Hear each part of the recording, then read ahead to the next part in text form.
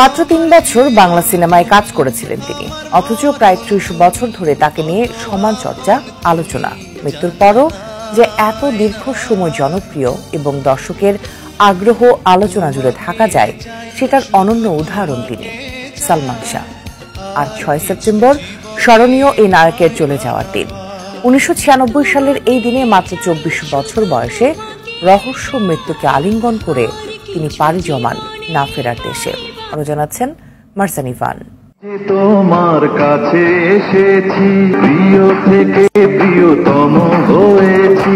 সালমান শাহকে বলা হয় ঢাকাই সিনেমার রাজপুত্র। মৃত্যুর ২ যুগ পরও তার আকাশচুম্বী জনপ্রিয়তা ও আবেদন কমেনি।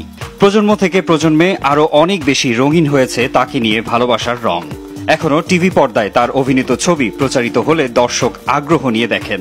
বাবা বলে ছেলে নাম করবে, সারা পৃথিবী তাকে মনে রাখবে। ক্ষণজন্মা এই নায়কের জন্ম ১৯৭১ সালের ১৯ সেপ্টেম্বর সিলেট জেলার জকিগঞ্জ উপজেলায়। তার পারিবারিক নাম শাহরিয়ার চৌধুরী ইমন। বাবা কমর উদ্দিন চৌধুরী ও মা নীলা চৌধুরী। ২ ভাইয়ের মধ্যে সালমান বড় ছিলেন। ছোটবেলায় ইমন নামে বিটিভিতে শিশুশিল্পী হিসেবে অভিনয় শুরু করেন তিনি। পরবর্তীতে আরও বেশ কিছু নাটক ও